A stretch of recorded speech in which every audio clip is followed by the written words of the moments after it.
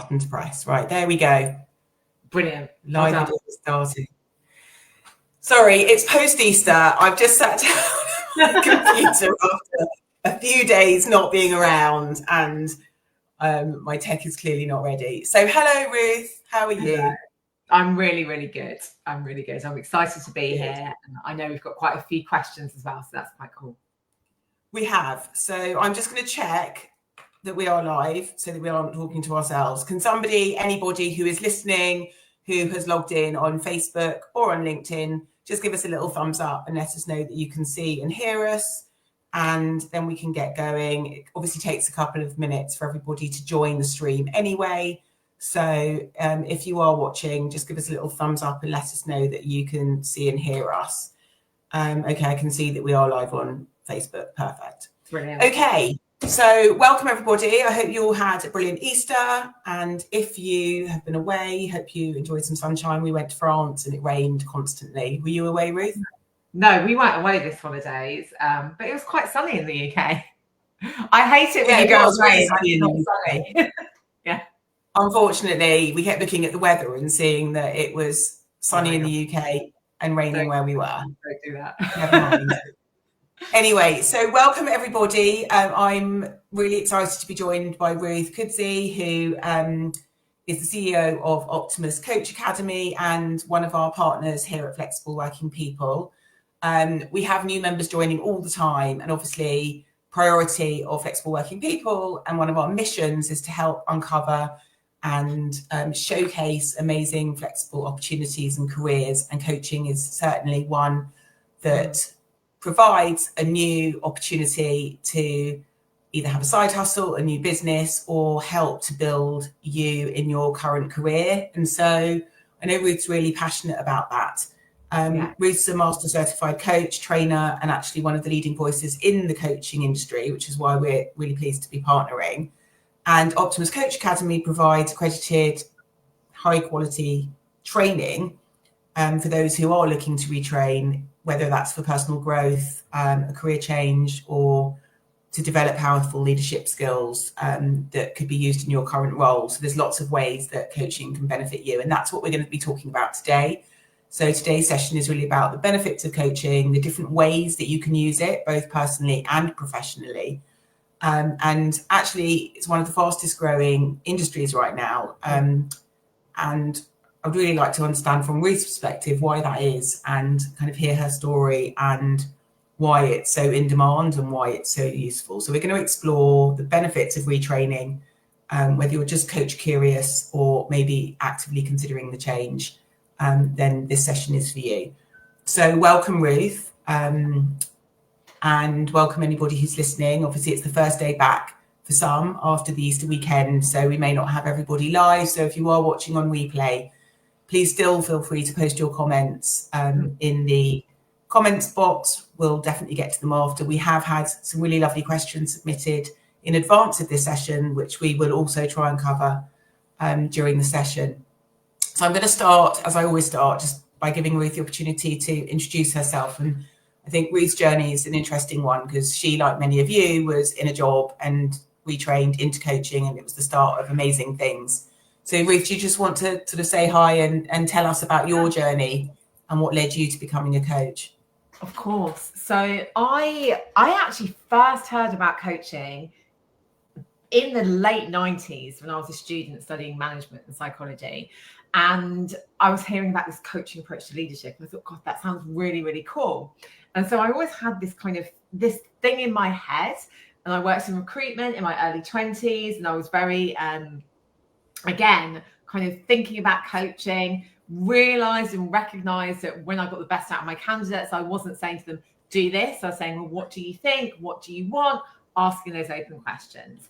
And then I was probably about 27, 28, so about 20 years ago. And I remember meeting the first person who was a coach. I met them at a festival and I was so impressed. These two guys who are coaches, and they were saying about how they worked with organizations and individuals and they helped them to really perform more effectively. And I thought, this is what I want to do.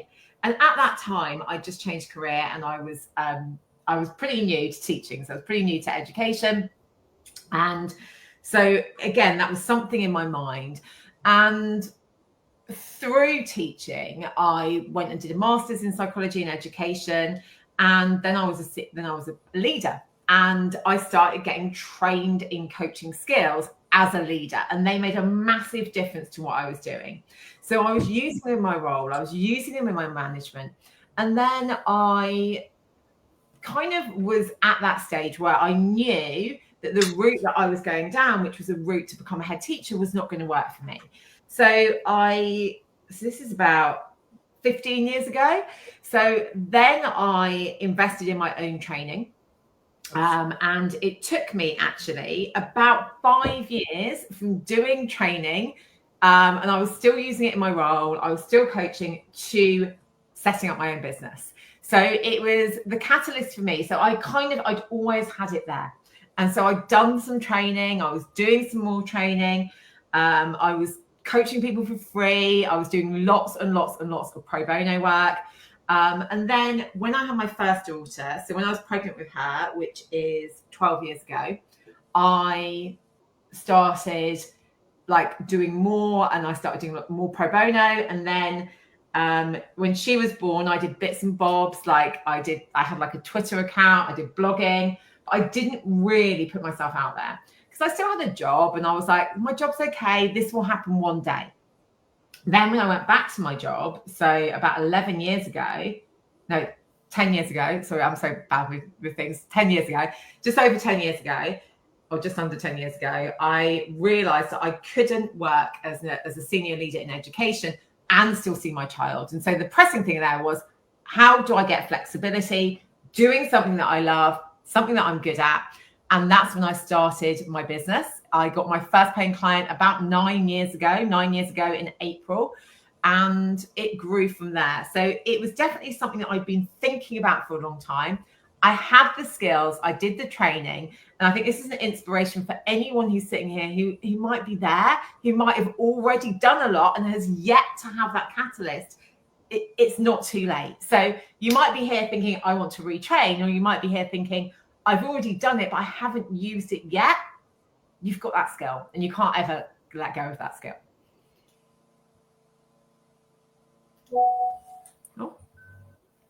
Oh, I lost you there.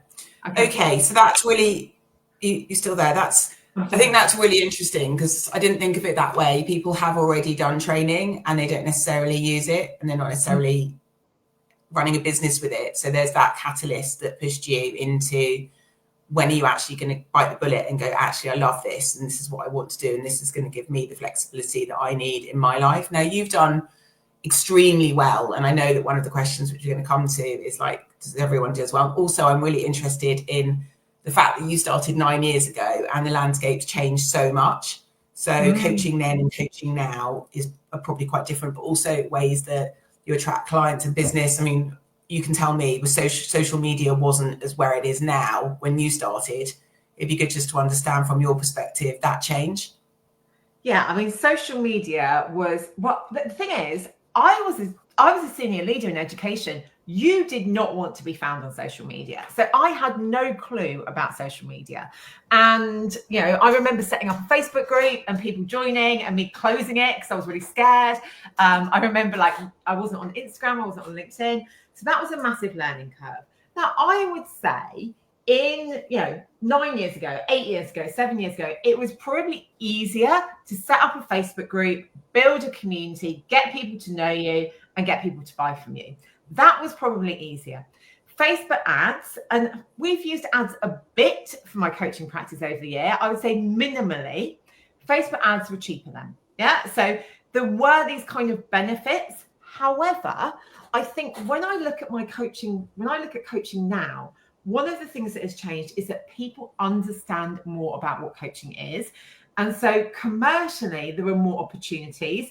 However, on social media, there may be more noise. So you need to be thinking a bit more strategically in terms of your marketing. So more organizations use coaching now than they did before. More organizations have internal coaching teams. More organizations use external coaching teams.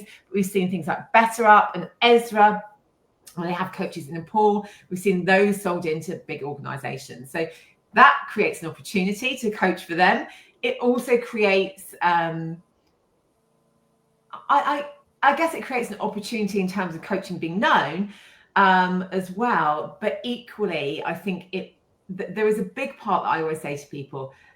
If you really, really want to grow your business, you need to be thinking about a few things. You need to be thinking about, what is my existing network and how committed am I to growing that network, online or offline? And how committed am I to marketing? Because those are the things that will make the difference. Your network is marketing, or you can use social media, or you can use both. So I think there are still opportunities, but I do think the social media, there's lots of opportunities. I think the social media landscape has changed, but I also think, again, we didn't really have TikTok, we didn't have TikTok at all, I don't think. LinkedIn has really changed as well. So there's always going to be a change in the landscape. And so if you're a business, you need to respond to that. We know that, whatever business you're in.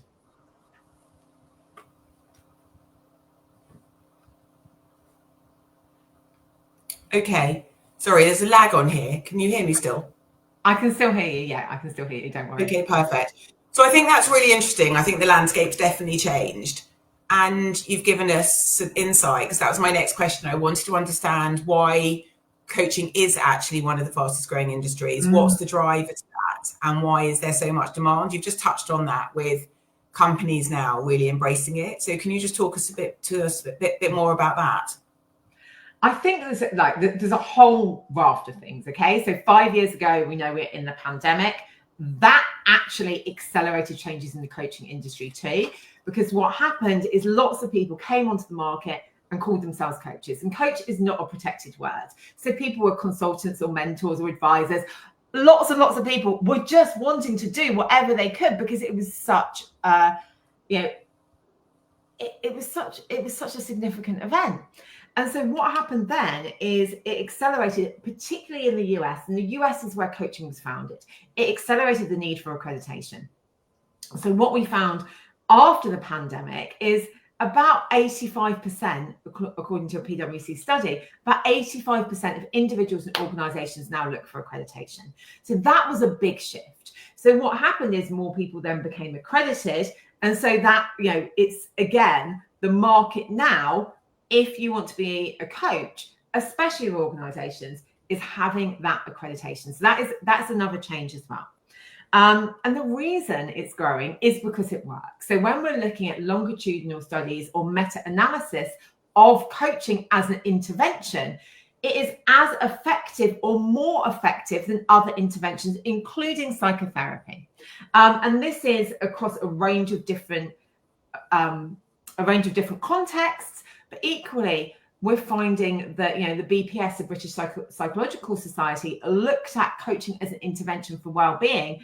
And they found not for people who have mental illness, but for people who were not feeling great, it was a positive effect of the intervention.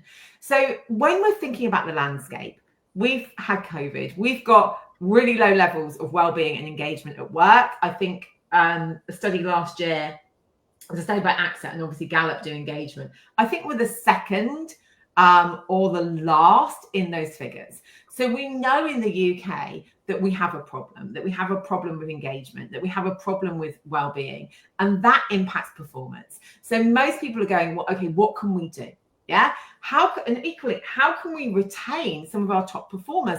Because now, you have to report on the gender pay gap, for example.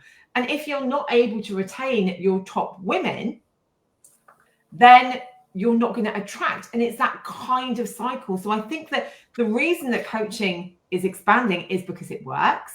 We're looking at more mature markets like the US, but also there's emerging markets, Mexico, South America. The growth of coaching is significant. I've got a really good friend in Ghana who runs the Ghana chapter of the ICF. That is growing. They're actually looking at expanding and having another chapter for the French-speaking countries in West Africa.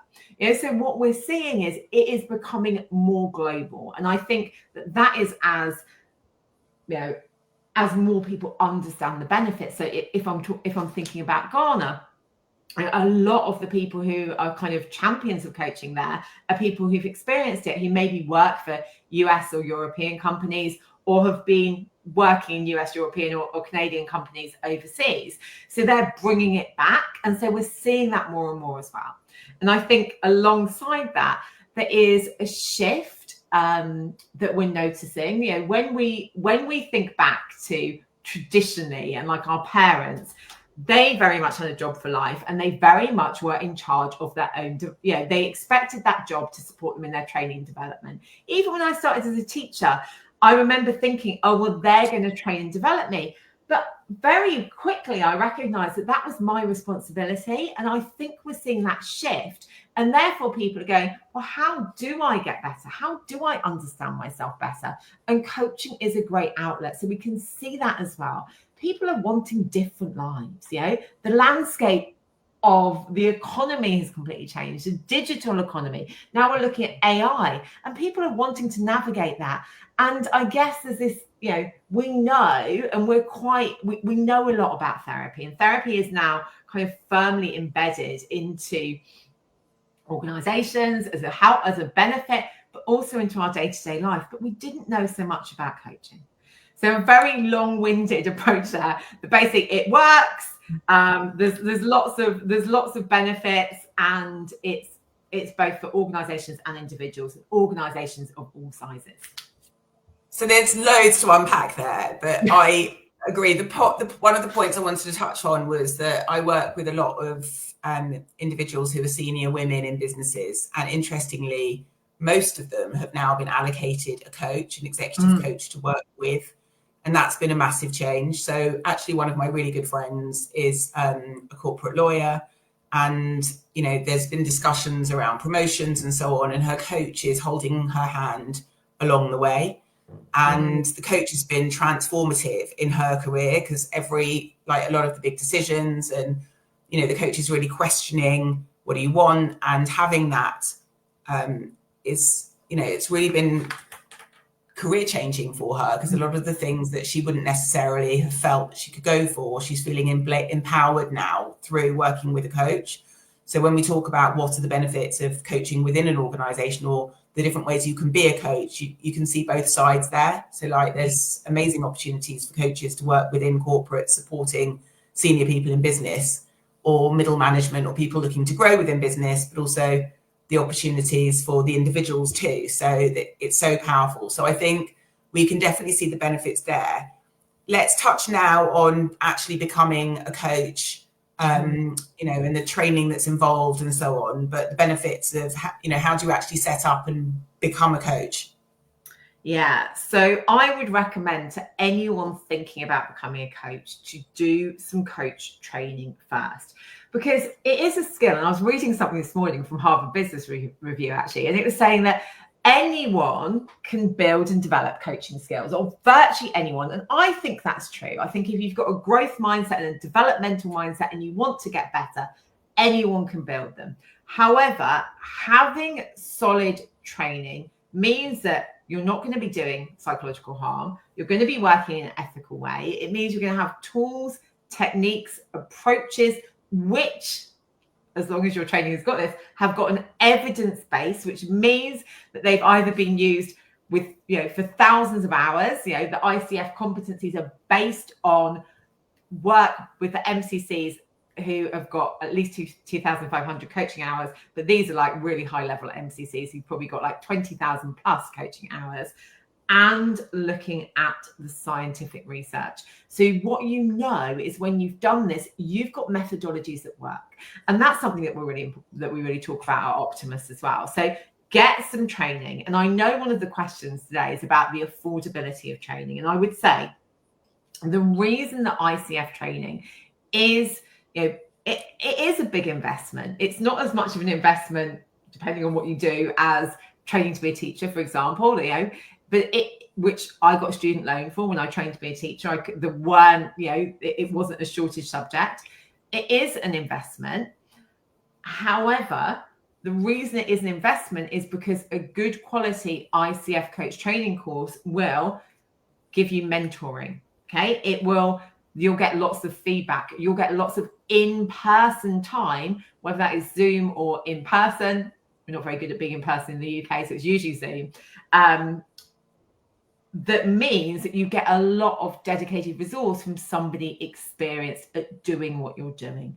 So I would say always look at the ICF, the International Coaching Federation. If something is dual accredited, look at the EMCC2. That's a European Mentoring and Coaching something. I'm really bad at acronyms, but whatever it is, look at that dual accreditation and look at a program that is either the level 1, which is not equivalent to the UK, any of their qualifications, the US-based qualification. They're vocational, they're applied. Either look at a level 1 or a level 2 program. And that will mean that you have got sufficient training to become accredited. It will mean that you've got training in ethical practice, boundaries and competencies, and that will be sufficient for you in terms of your business. Now, being a great coach does not mean that you're going to be a great business person. So again, you're going to be thinking about, well, how can I build those skills? We integrate business stuff into Optimus. So we have additional business stuff that you can access whenever you want and additional support. But think about as well, your existing network. That is so key. Building that network, looking at referrers, looking at super referrers, thinking about how you're building that online and offline. But you need to start thinking about, who is my target audience? Who do I want to work with? Now, I know people get really hung up on this, don't they? They say, I can work with anyone. Yeah, you can. But if we're saying that social media has become more noisy, if you're gonna say that you're gonna work with everyone, what is your marketing budget? Like, are you advertising? Can you afford mass advertising? Probably not. So instead, actually, what target audience are you going to work with? What is your messaging? Why you? It takes time to build a coaching business. I built my business, first of all, I was pregnant, I was working full time, and I had a toddler.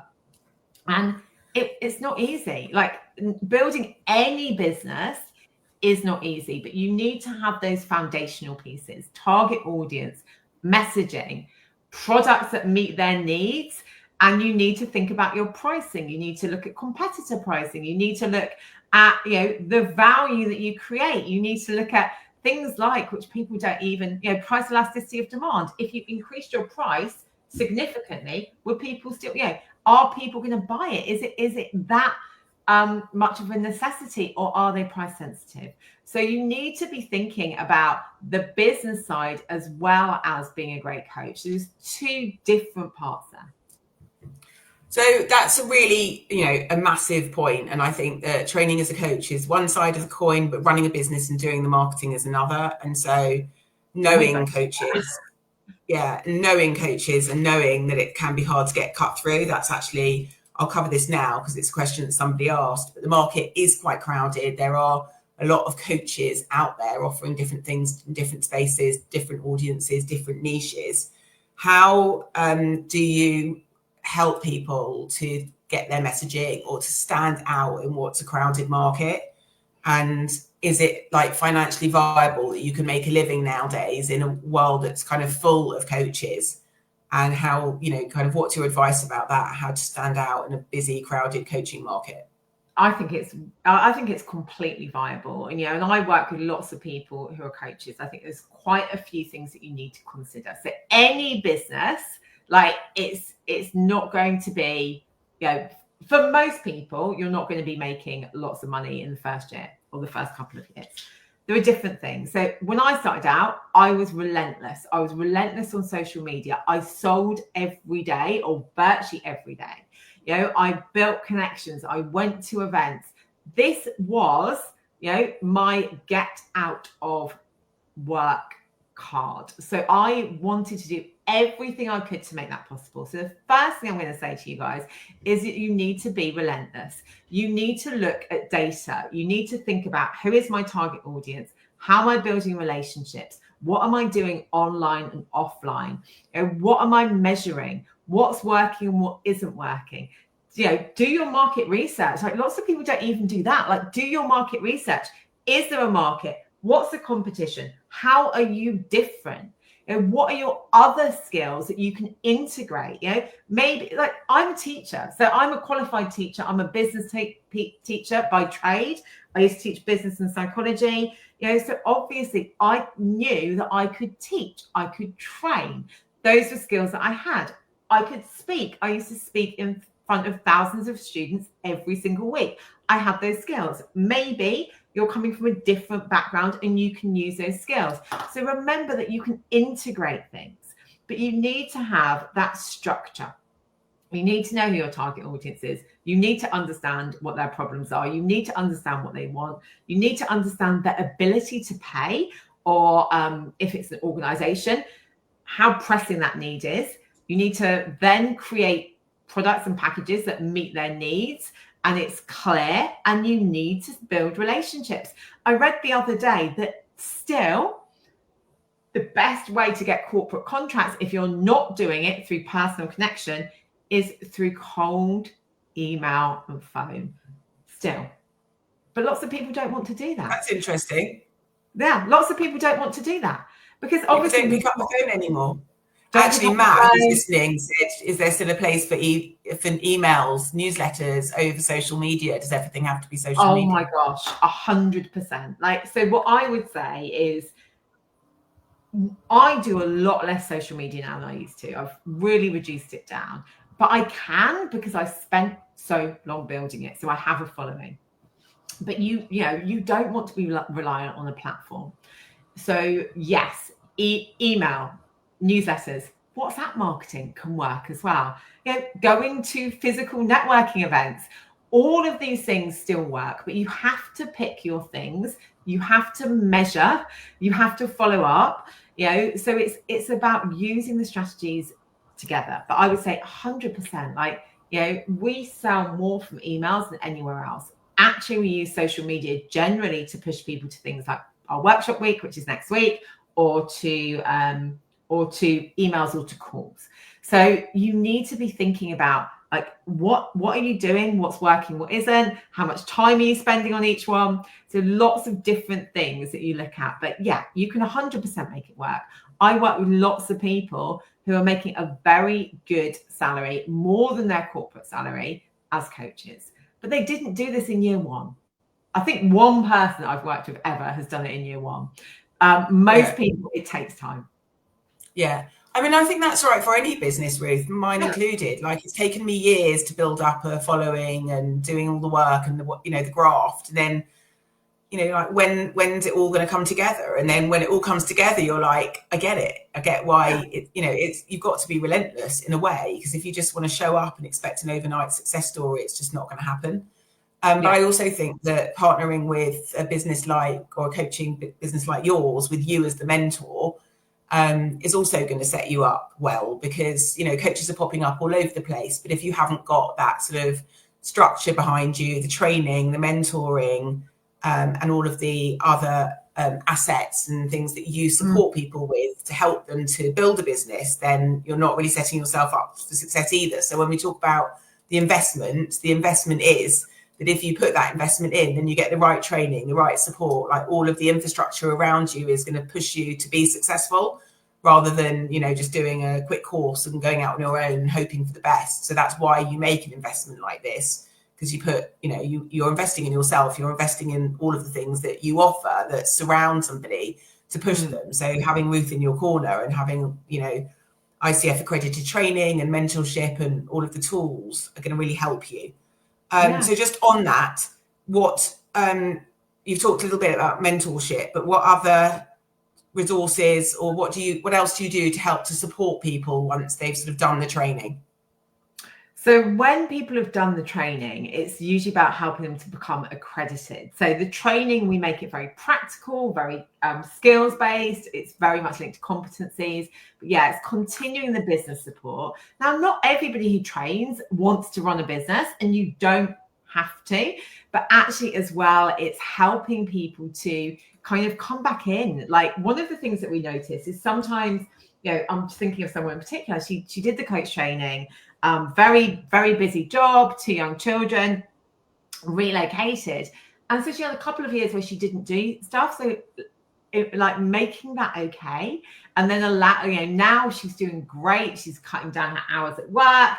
And so I think there's this other piece that is really important in community for me, in that actually some people it's going to be a linear route and they're going to do the training and they're going to start their coaching business and get clients. It's going to work. Some people it's going to be a little bit of a wiggly route, a squiggly route, because we know life is squiggly. Like I had somebody last week who messaged me who said that their focus was was starting a coaching business, but then they got offered a job that they really, really wanted. And they said, oh my gosh, because you've got the coaching, you get this job. It's a massive promotion. It's closer to home. It's flexible.